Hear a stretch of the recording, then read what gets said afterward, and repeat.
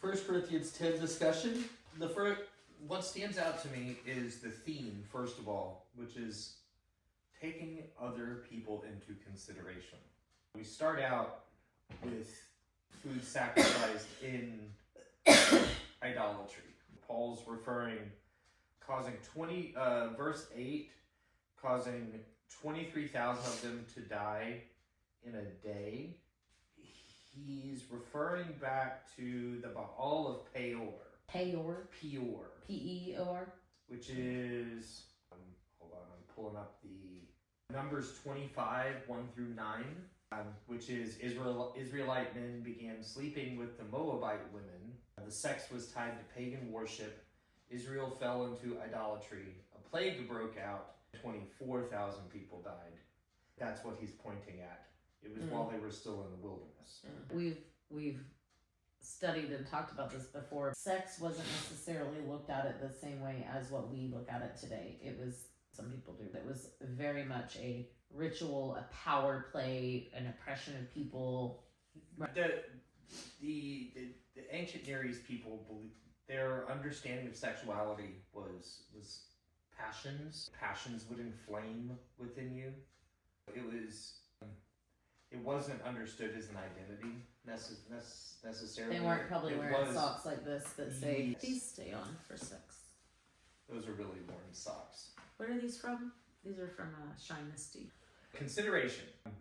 Starts out, he's like, we don't need to be eating food that has been sacrificed to idols in public. That's when he's talking about idolatry. Then he moves into somebody's personal house. And he's like, it's not that important. It is if you're going to make them stumble. Otherwise, just be considerate of other people and have a burger. Eat the burger. Have a hot dog. Have some cake. How would that apply today? Is this rocking away with Snoop Dogg when you're not around your Christian friends that would stumble? Is that the reductionist thinking we're putting to this, or what? I think it can be from the smallest to the largest thing. Is this all? Is that what we're talking about here? We're just talking about limiting your behavior to match the understanding and morality of the person in front of you. That seems awful subjective. Food for thought. I think I'm trying to think of an example. Say we have several friends who are Jewish. There are some people who are very devout in that. For Passover, they get rid of every bit of leavening in their house. Literally, they throw it away. There's sourdough starters. Am I correct? I'm just making sure I literally have that. Say they invited us over for dinner during Passover, and we had chili and crackers or something that had no leavening.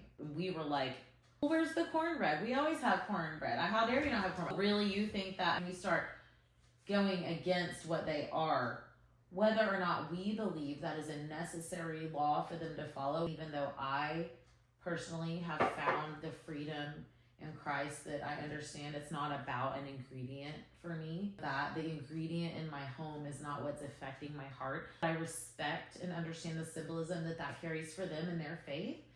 Me degrading them about that or asking where's the cornbread when I know full well why there's no cornbread might cause them to stumble or might make them feel bad about their faith. It makes no difference. Eat the cracker. Go home and make cornbread.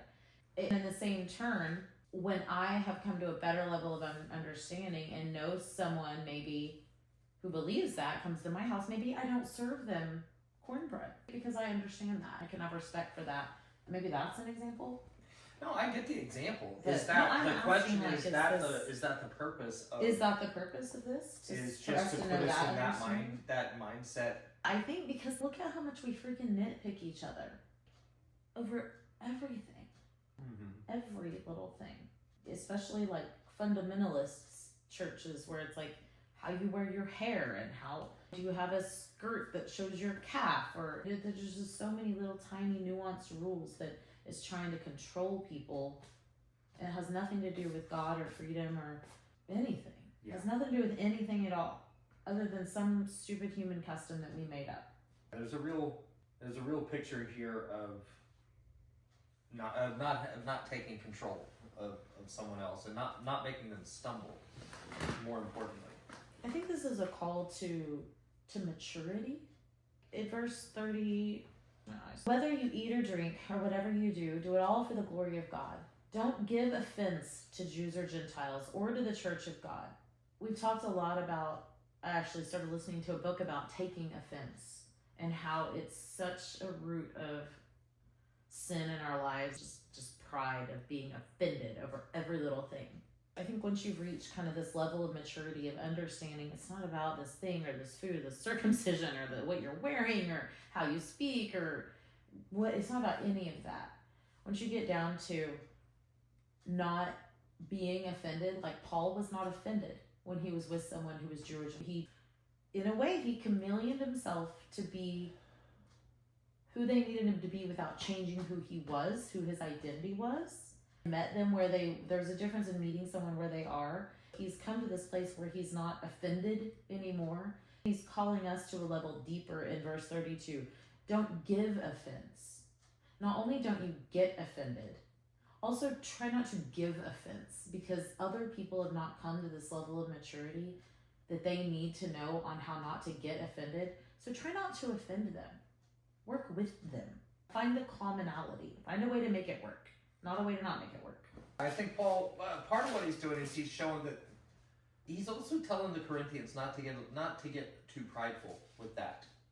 To get too prideful with we're at this level of spiritual maturity, because he's the first thing he does, he points out, sorry, my nausea is really coming on stronger than that coffee.